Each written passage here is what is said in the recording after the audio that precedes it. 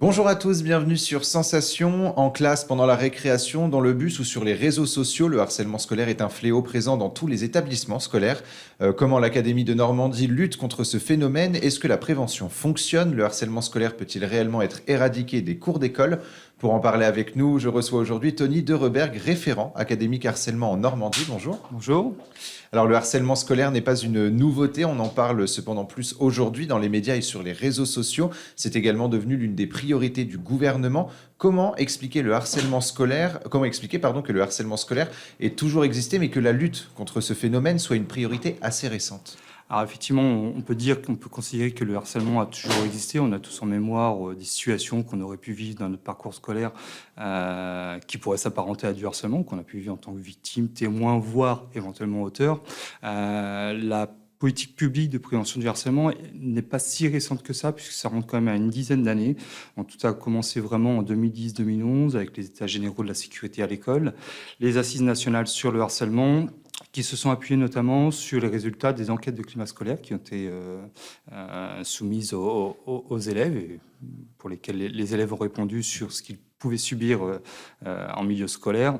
Donc c'est à partir de ces résultats qu'on a pu faire émerger la problématique du harcèlement, quantifier les faits et puis cibler les élèves qui étaient concernés par cette problématique. Et le harcèlement est un terme vaste. Alors justement, quand commence un harcèlement scolaire? Alors, il y a plusieurs éléments qui permettent de constituer une situation de harcèlement. Il y a tout d'abord des faits de violence, quels qu'ils soient. On connaît bien la violence physique, un peu moins les violences morales, voire psychologiques. Donc, voilà, des faits de violence, un ou plusieurs auteurs.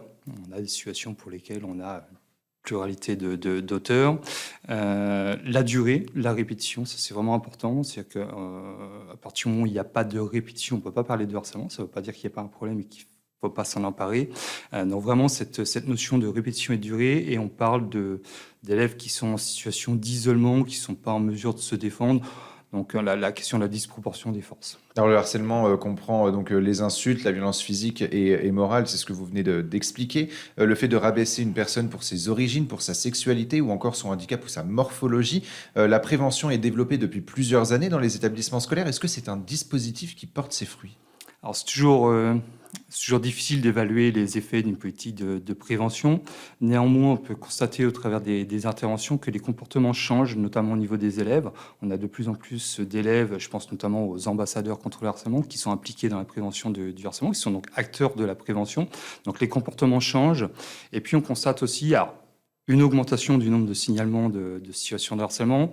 Mais pour nous, c'est un effet de la campagne de prévention, puisque plus on en parle, plus on est en mesure de repérer les situations et plus on peut agir vite et efficacement sur ces situations-là. Et le gouvernement et l'éducation nationale ont notamment mis en place le programme phare. Les établissements scolaires signent une charte avec plusieurs points essentiels liés à la lutte contre le harcèlement scolaire. Quels sont les objectifs de ce programme et quel est le rôle de l'établissement scolaire? Alors, le programme s'appuie sur des pratiques qui fonctionnent depuis plusieurs années. Donc, c'est vraiment un programme clé en main qui est à destination de toutes les écoles, tous les collèges. Donc, tous ces établissements sont engagés dans la démarche. Ils signent une charte d'engagement, voilà, pour dire qu'ils vont lutter, qu'ils luttent contre le harcèlement. Ce programme, c'est une approche globale d'amélioration du climat scolaire avec différentes entrées, puisqu'on a des actions à destination des personnels, notamment la formation des équipes ressources, des actions envers les parents, avec qui on travaille sur le principe de coéducation, et des actions, bien évidemment, de sensibilisation et de formation au profit des élèves. Parmi les actions, on peut citer notamment la participation à la Journée nationale de mobilisation, qui aura lieu le 10 novembre cette année, le concours non au harcèlement, et puis des ateliers à destination des parents, notamment sur la question du cyber et du numérique. Alors justement, vous venez d'évoquer les parents. Alors vous avez évoqué tout à l'heure les ambassadeurs harcèlement. Là, vous évoquez également les parents. Alors quel est le rôle déjà des ambassadeurs harcèlement? Alors, les ambassadeurs sont des relais. Les élèves voient ce qui se passe, sont au courant de certaines situations. On a besoin des élèves pour nous aider à repérer les situations. Donc, on ne leur demande surtout pas de traiter le problème, la situation, mais d'alerter les adultes, de faire remonter l'information et de venir en soutien à leurs camarades pour leur dire que c'est pas normal et qu'ils sont là pour les soutenir. Et vous avez donc évoqué les parents. Est-ce qu'il y a une prévention, une sensibilisation justement qui est faite auprès des parents? Parce que quand on est adolescent, on a tendance à se renfermer. Alors c'est aussi ce qu'on appelle la crise de l'adolescence. Malheureusement, on rapproche souvent justement un renfermement de cette crise de l'adolescence. Est-ce que les parents doivent justement changer un petit peu leur fusil d'épaule pour parfois voir des signes justement de harcèlement? Alors, je pense que pour les parents, tout changement de comportement, notamment au domicile, doit être perçu comme quelque chose d'inquiétant ou de pas normal. Donc, c'est peut-être pas du harcèlement, mais il faut de toute façon creuser pour savoir ce qui se passe. Moi, j'invite vraiment les parents qui repèrent des changements de comportement à le signaler à l'établissement, qui n'a pas toujours le bon niveau d'information. Et à échanger avec leurs enfants.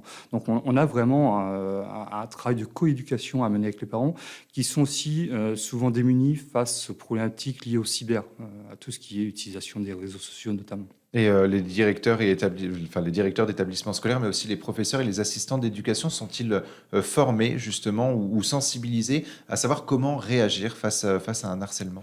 Alors, dans le cadre du programme phare, on a tout un volet formation des personnels. Donc, on a les équipes ressources qui sont pluricatégorielles, avec différentes catégories de personnel, dont des équipes de direction, des assistants d'éducation et des enseignants. En parallèle, on poursuit le travail de formation, je dirais, à l'intention de toutes les catégories de personnel dans le cadre de notre plan académique de formation. Et les élèves victimes en viennent parfois à se mutiler ou se suicider à cause du harcèlement qu'ils subissent. Encore récemment, des cas ont été relatés dans les médias de harcèlement et de violence dans les établissements scolaires en France. Faut-il encore aller plus loin dans la prévention et dans la sanction des élèves qui harcèlent? Alors, on peut toujours aller plus loin, effectivement, dans la prévention, hein. Tant que la problématique n'est pas réglée, effectivement, il faut mettre des actions en place. Il faut néanmoins... voilà, on a des situations complexes, des fois, qui cumulent difficultés en milieu scolaire, mais aussi difficultés dans la sphère familiale, difficultés psychologiques. Donc, on a parfois des situations très complexes pour lesquelles, encore une fois, on a besoin de travailler avec les parents et avec des partenaires extérieurs. Sur la question des sanctions, il faut retenir qu'une sanction, elle doit être éducative. On parle d'enfants, ce ne sont pas des criminels en puissance. Donc l'objectif, pour nous, sur une situation de harcèlement, on a un double objectif, la réparation pour la victime et la prise de conscience pour les auteurs. Donc, quelle que soit la sanction, il faut qu'il y ait cette prise de conscience. Et la conscience n'est justement pas la même quand on a 12, 14 ans que quand on a 30 ou 40 ans. Le harcèlement scolaire s'étend notamment à travers les réseaux sociaux. Vous l'avez évoqué, désormais, le harcèlement scolaire n'a plus de frontières. Est-ce qu'une partie de votre sensibilisation, justement, porte également sur le cyberharcèlement? Alors, c'est une grosse partie, effectivement, des interventions. On est très sollicité. Alors, je pense notamment au travail de l'équipe mobile sécurité que je coordonne sur l'ensemble de l'Académie de Normandie, qui sensibilise à peu près entre 15 et 20 000 élèves par an, et notamment sur cette question du cyber, de l'utilisation du multimédia, des réseaux sociaux. On a effectivement de plus en plus de problèmes liés à ça, et la majorité de nos interventions intègre ce volet cyberviolence. Avec malheureusement aujourd'hui, on en parle beaucoup, le revenge porn. Les adolescents, notamment avec les exemples qu'ils ont sur Internet, ont tendance à s'envoyer des photos, donc ce qu'on appelle des nudes, hein, dans le jargon entre guillemets jeune. Est-ce que vous sensibilisez aussi à ça, à ce revenge porn, au risque justement d'envoyer une photo dénudée? Oui, alors d'où l'intérêt d'adapter le discours aussi à l'âge du public. Il y a aussi des enjeux d'éducation à la sexualité sur cette problématique, mais effectivement, on est de plus en plus confronté à la diffusion d'images sur les réseaux sociaux qui a des conséquences très graves pour les élèves, qu'ils soient victimes ou auteurs. Et quel est le meilleur conseil à donner à un enfant, justement, qui est un enfant, un adolescent qui est victime de harcèlement? Ne jamais rester seul. Ne jamais rester seul, même si ce n'est pas évident. En parler à un adulte, quel qu'il soit, parents, dans l'établissement. Il y a des adultes qui sont des fois de confiance pour les enfants. Sinon, un camarade, mais ne jamais rester seul avec ce qu'il subit.